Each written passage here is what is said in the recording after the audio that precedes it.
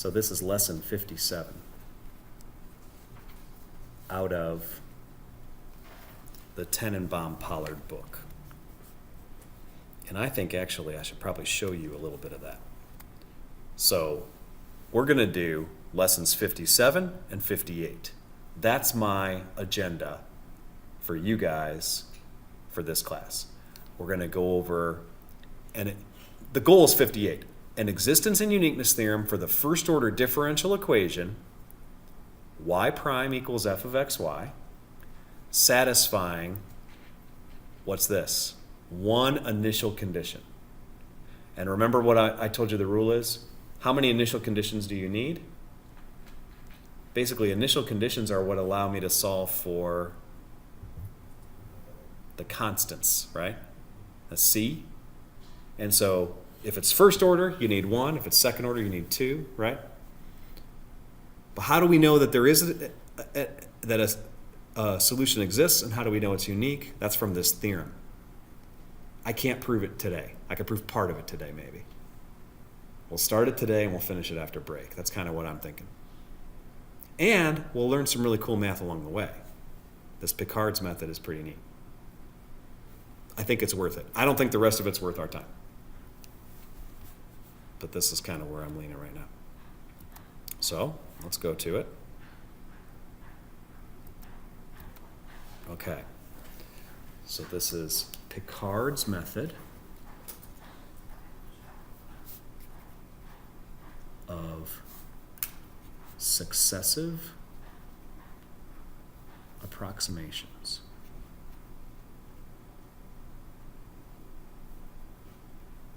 Okay.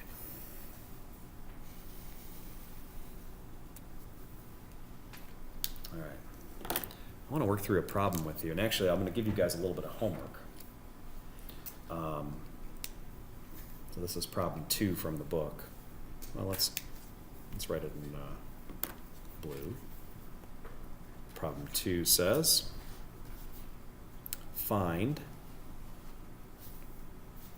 the first 3 Picard approximations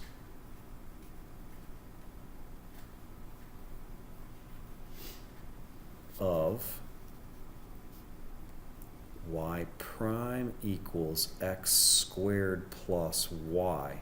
Funny thing is, I think that's the equation we were using for our numerical stuff too. I don't remember for sure.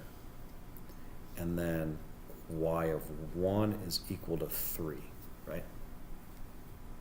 So, is this an equation you guys know how to solve?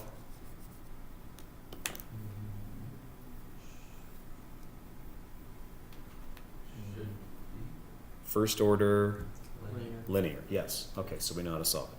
Okay, so what I'm going to give you over here on the side, these are, let me write them in red. No, green's okay. Page 721 has the formulas we need, okay, for problem 2 and just for Picard's method of successive approximations in general. Let me go to the book just so you can kind of take a peek. All right, so where's page 721? Well, let's get there. Almost there. Right here. So there's a lot of work going on, but it's these formulas here. These are formulas, and it says the numbers are a sequence of approximating solutions. All right? These are not exact solutions, these are approximate solutions. Kind of like numerical, right? We just did approximate solutions last time. Each one's going to get better and better, they're saying. All right, so let's go through the formulas and let's go through how this works. So the first formula, okay, I'm going to write y0 of x equals y initial.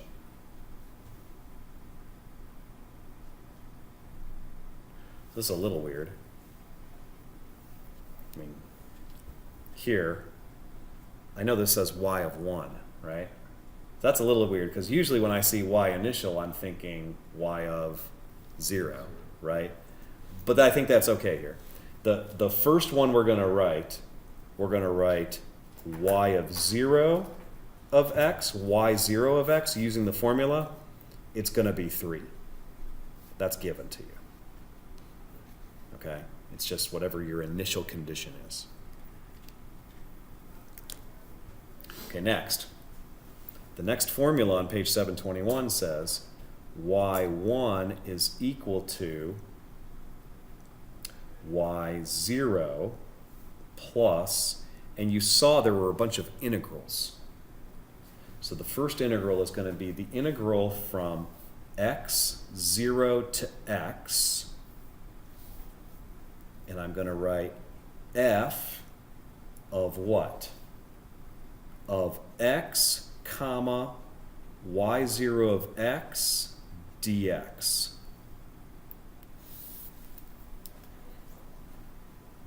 So I want to demonstrate that if I can. Zoom in a little bit, it would probably be smart. Where'd my zoom go? Here, zoom. Okay, that's better. You can see better? So, let's see.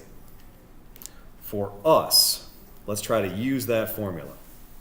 We get y1 equals what? Well, 3 plus an integral.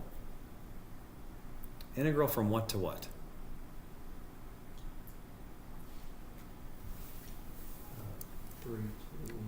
Well, this is x0 though. So just like this is y0. Would be from 1 to... 1 to x, yep. 1 to x. And now the question is, what function are we talking about? It says we're talking about f of x comma y. See, remember that what Picard's method of successive approximations is for, so let me kind of zoom down here. This is approximations of the equation. The equation is y prime is f of xy, comma, and then y of x initial, bless you, is y initial. So this is always what we're doing, right? So in our example, y prime equals f of xy. F of xy here is x squared plus y. Does that make sense to you guys? Now, I'm not going to write x squared plus y here. I almost am. What I'm going to write is I'm going to write x squared plus, let's see if this makes sense to you, 3 dx. Do you see where the 3 comes from? Your initial. Yeah. Well, yes. Actually, it's coming from the red box, too. See how that says y0 of x? See, I guess to explain it a little more, let's write down another formula from page 721. You'll probably understand that, because these are called successive approximations. How do I get y2? y2 is going to equal y0 plus, and it's an integral. The integral is going to be x0 to x f of x comma y1 of x dx. So you see the big difference here. This is y0, this is y1. Does that make sense? You guys think you get this now? y3, you're going to put a y2 there. You have to do these in order. The very last formula I'm going to write down, because you can do this if you understand it, you can write down a formula for yn. What would it be? Why not? Mm-hmm. Plus the integral from X0 to X. x0 to x f of x comma what? Why not? Not Why y. n? Almost. And minus 1. Good. y sub n minus 1 of x dx. So I think you guys get this. Let's just work through the example and make sure. Okay. So we're working through y1 right now. So this is nice because we can actually integrate this pretty easily.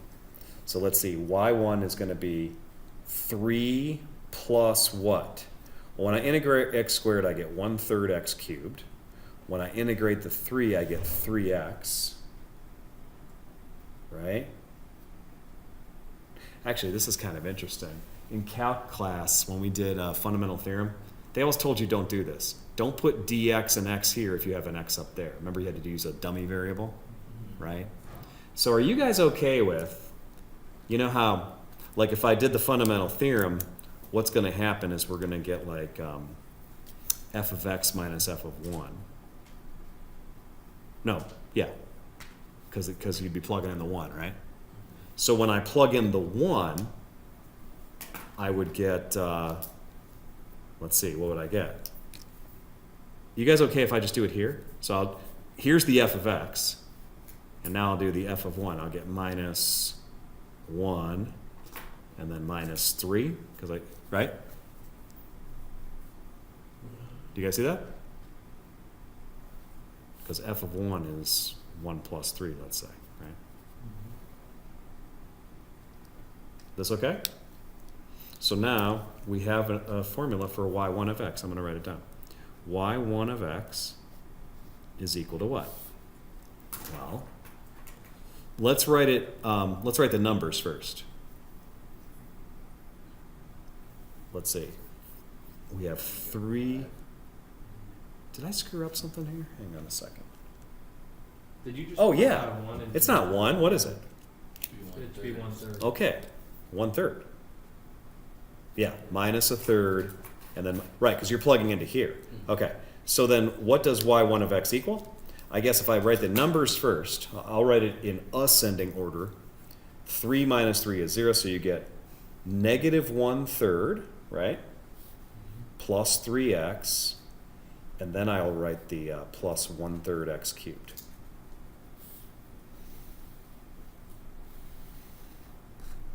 Okay? Now, does this solve that differential equation? The answer is no, it doesn't. But it's better approximation than this one. Does this follow the initial condition that y of 1 is 3? I guess I should check that. What's y1 of 1? I can work it out, right? So we could say, notice, Yeah. it is? Yeah. y1 of 1 is 3. Okay, yeah, because if you get negative 1/3 and positive 1/3, then you get the 3. Okay, so the way that Picard's approximations work is all of these functions are going to describe, they're going to satisfy the initial condition. And then as you do more and more steps, you're going to get closer and closer to what the actual solution looks like. Okay? So basically, I'd like to compute y2 of x and y3 of x with you guys, and then maybe we'll even plot them. It'd be kind of fun to do. So let's do y2 of x next. So y2 of x would be what? Well, it's always 3 because it's the y0, right? Plus integral from 1 to x.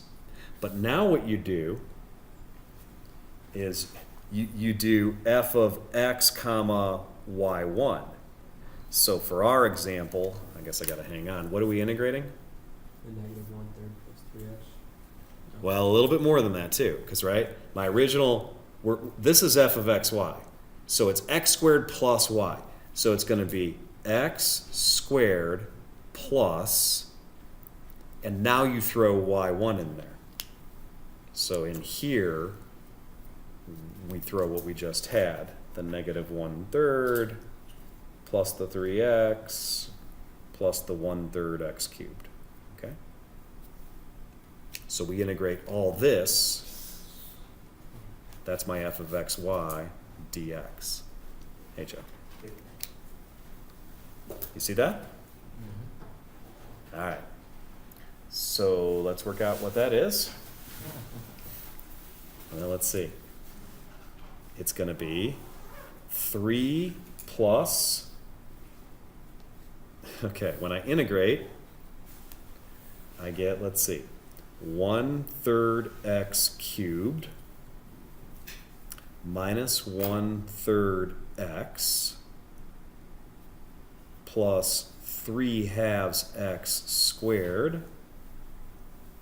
And then isn't it plus 1/12 x to the 4th? Right? And remember what you're doing. You're plugging in a 1 and you're plugging in an x. Right? So this will equal 3 plus, well, when you plug in the x, you get all that stuff, right? In the bracket. Okay, now I need a little more room. So minus what? Well, minus everything. Again, this is kind of an easy example because of the fact that we have a 1. So we're going to subtract 1/3 minus 1/3 plus 3/2 minus 1/12, right? So I'd like to write down y2, just like I did y0 and y1. I'll put it in a red box. Okay. So y2 of x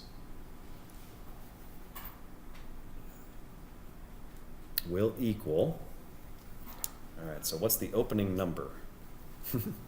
First, Question. Wouldn't your 1/12 be positive? Yeah, if I keep it in Yeah, the, you still have that negative I still have outside the negative outside, so this is, yes, that's The positive rest right there. will- Thank you. Okay, so that's going to change what the number is then, so let me think. Well, the 1/3 minus the 1/3 goes away. So basically, I have 3, and then I have to subtract, let's say, a bunch of twelfths, right? This is 18 twelfths, Mhm. and here's another one is 19 twelfths. Mhm. So I basically have to do 36 twelfths minus 19 would be 17 twelfths.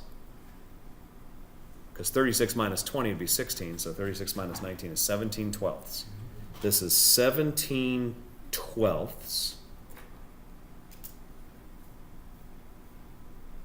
And then what?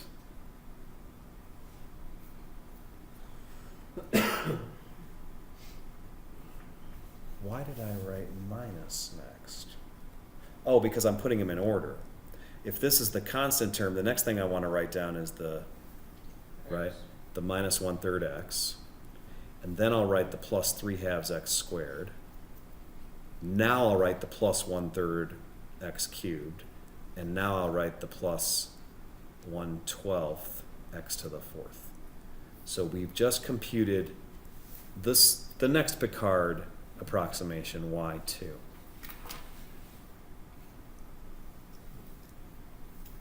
guys get this? Okay. I guess the grand test, they want the first 3 approximations, so we have one more to do. All right? I think I'm going to let you guys try it. And while you're trying it, I'm going to pull out Desmos and see if I can graph these things and see what it looks like. Okay? So that'd be the thing to do.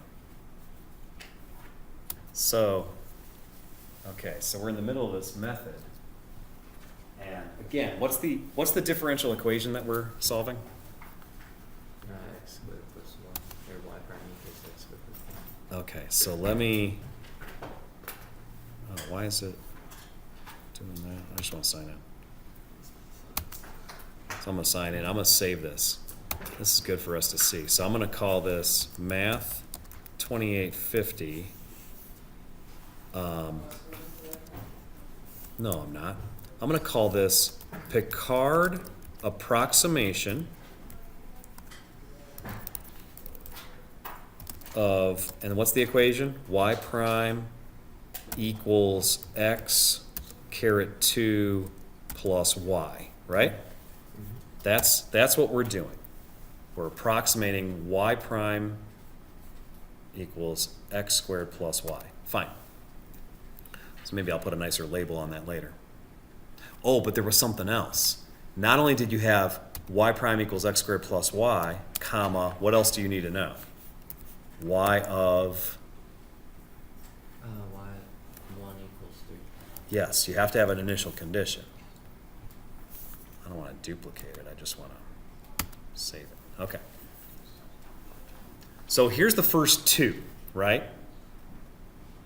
The first one is this stupid red line. Y0 of x is 3.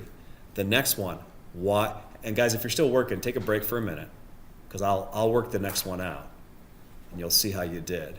But I want you guys to follow this, right? We worked out y1. We got this blue cubic curve. What's a cubic curve look like? It looks like this, right? You can see it. And what's true about both of these is that they both go through which point? Where do they intersect? That 3 equals 1. Or 3. They even tell you it's 1 comma 3, right? That's the initial condition. Y of 1 is 3. So each one of these approximations is going to go through 1 comma 3. We did y2. Now we have a 4th degree polynomial. What's a 4th degree polynomial look like? Do you guys know? Well, we're about to find out. Look. Boom. Kind of like a parabola here, right? I mean, I guess if I zoom out, let's see what it looks like. Yeah, I guess it does kind of look like a parabola. But take a look, right? Near y of 1, well, at y of 1, it has to equal 3. And what I'm saying is, the actual solution to this thing, you guys could solve it. It would be some exponential function. But I'm saying that what Picard's method does, it gives us functions that somehow get closer and closer to the exponential curve that would be the solution. Right? And maybe we'll work out the exact solution and put it on the graph later. But I want to go to what you guys were doing. You were just using this formula. And so let's check it and then let's add it to the graph. We'll add y3 of x in a minute. All right, let me go to the, not the book, this. All right, so what'd you guys do? We did y3 of x is equal to what? Well, it's 3, right, plus integral from what to what? 1 to x. Always, yeah, because it's always x initial to x of what? X squared. Why x squared? Oh, because the reason it's x squared again is because the formula says you have to integrate f of x comma yn minus 1. And our function that we're integrating, right? Our function is x squared plus y. Yeah, Jimmy. What page is that? Do you guys remember? That's the blue book, right? Yeah, this is the blue book. Page, help me out here. 721 is what? Yeah, the bottom of page 721 is where the formulas are. Okay. So basically, my function, right here, go back to the screen. My function is right here, x squared plus y. And so what am I integrating? X squared plus something. Now what I integrate is x squared plus y2. Sorry, x squared, be careful there with where you put the numbers, plus y2 dx. It's y2 of x, right? So I'm going to take all this red stuff and plug it in here and then integrate. That's what you guys did? All right, so let me see what you guys actually did. When you work this out, you get 3 plus. Now the first thing I had to integrate was 17/12, so that's easy. That's going to be 17/12 x. The next thing I have to integrate is this minus 1/3 x, so I'm going to get minus 1/6 x squared. Pace okay, guys? Now I'm going to integrate, okay, this is interesting, right? How many x squareds do we have? Well, don't we have 3 halves plus another one, so we have 5 halves x squared? So when you integrate that, you get 5/6 x cubed, right? Yeah. That's what this is, plus, so that's the only tricky one here. The rest of them are going to be easy. Everything else is just coming from the red. Okay, so then the next piece is going to be 1/12 x to the 4th, and the last piece is going to be 1/60 x to the 5th, right? And we're evaluating from where to where? 1 to x, yeah. Okay? So when you plug in the x, you get all this stuff. The only thing tricky is when you plug in the 1, you have to subtract all that stuff, right? So, you know, I guess I'm ready to write down y3 pretty much. I'll put it down here in red. Let's see, y3 is going to go here at the bottom. I guess I've been putting the number part first, so that number, just so we understand where it's coming from, it's going to be 3, right? But then you're plugging in 1 and subtracting all this stuff, so it's going to be minus what you get when you have 17/12 minus 1/6 plus 5/6 plus 1/12 plus 1/60. Okay? So, I don't know. I worked all that out. When I did it, I got 49/60. You got that, Joe? Yeah. All right. So this is 49/60 when you do all that. And then the rest of it comes in pretty easy. So plus, well, 17/12 x. I'm just copying basically now. Minus 1/6 x squared plus 5/6 x cubed plus 1/12 x to the 4th plus 1/60 x to the 5th. That is the third Picard approximation. All right, I'm going to put that on the graph. It's pretty cool. So here we go. y3 of x equals, so let's see, we have 49/60. Okay. Actually, I think it's really fascinating to watch as I do this, how things kind of get better and better as I keep working, right? I mean, eventually it has to hit that point of intersection. And it also has to approximate the actual solution to the curve. So minus 1/6 x squared. By the way, as I'm working, if any of you guys want to actually go back and use our, well, what I want you to do, guys, is solve the original equation. Y prime equals x squared plus y, and y1 equals 3. Because this is first order linear, right? You guys know how to do that?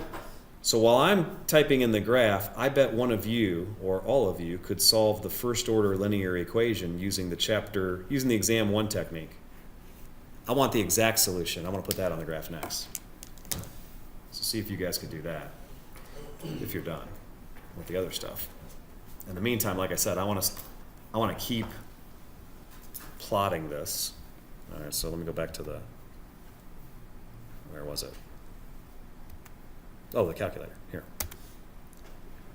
So I did minus 1/6 x squared. Now I need plus 5, that's good review, isn't it? 5/6 x cubed. See how it's getting better? It's already just a cubic. It's not the same cubic we had for y1, but it's looking better already. Now we have plus 1/12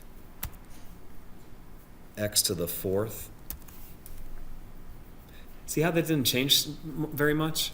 It doesn't. It kind of shows you what the point I was trying to make last time when we did numerical, how when you have Taylor series, the higher order terms, it's like, who cares? They don't change things very much.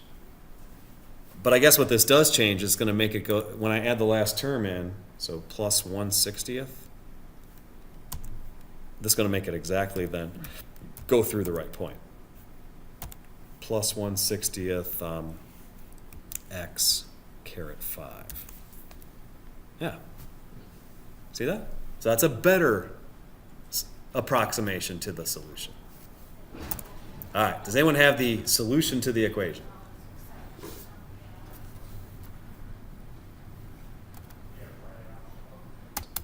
All right. So we worked out the actual solution, and we got y equals, and what are we writing?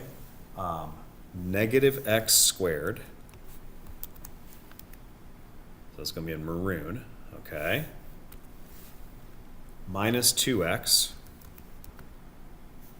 minus 2, we're still not close, plus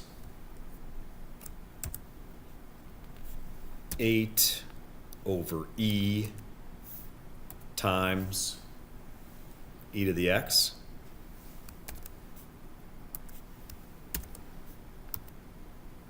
There it is.